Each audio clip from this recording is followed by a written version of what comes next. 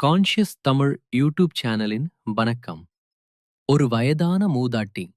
கையில் பூ இல்லை, பழம் இல்லை, காணிக்கை இல்லை. ஆனால் மகா பெரியவாவை ஒருமுறை பார்க்க வேண்டும் என்ற ஆசை மட்டும் இருந்தது. ஜெகத்குரு என்ன செய்தார் தெரியுமா? அந்த நிகழ்வுதான் இன்றும் ஆயிரக்கணக்கான பக்தர்களை கண்கலங்க வைக்கிறது. மகா பெரியவாவின் பாத யாத்திரை. ஒரு சிறிய கிராமம். சுற்றிலும் ஆயிரக்கணக்கான பக்தர்கள். அனைவரும் தரிசனத்திற்காக காத்திருக்கிறார்கள். அப்போது கூட்டத்தின் பின்னால் ஒரு வயதான மூதாட்டி. அவளால் கூட்டத்தை தாண்டி வர முடியவில்லை. அவள் அமைதியாக நின்று கைகளை மட்டும் கூப்பினாள்.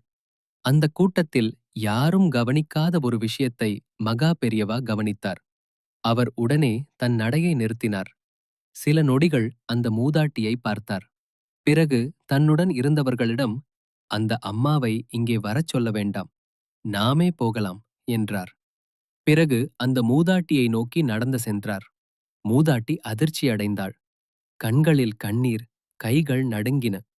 "சுவாமி, என்னால் வர முடியவில்லை" என்று அழுதாள். மகா பெரியவா மெதுவாகச் சிரித்தார். "நீ வர முடியாவிட்டால் நான் வரக்கூடாதா?" இந்த ஒரு வாக்கியம் அங்கே இருந்த அனைவரின் இதயத்தையும் உருக வைத்தது. அந்த மூதாட்டி தன் கையில் இருந்த துளசி இலையை மட்டும் அர்ப்பணித்தாள். மகா பெரியவா அதை மிகப்பெரிய பொக்கிஷம் போல ஏற்றுக்கொண்டார்.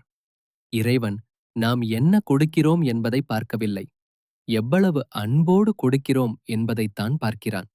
அதைத்தான் மகா பெரியவா தன் வாழ்க்கையால் கற்றுக் கொடுத்தார். ஒரு தூய்மையான துறவி, மகான் என்பவர் மக்கள் தன்னிடம் வரவேண்டும் என்று நினைப்பவர் அல்ல, மக்களிடம் தானே செல்வார். மகா பெரியவாவின் இந்த கருணையை பார்த்த பிறகு ஒரு கிராமமே தன் வாழ்க்கையை மாற்றிக்கொண்டது. அந்த சம்பவத்தை எபிசோட் 5 பார்க்கலாம்.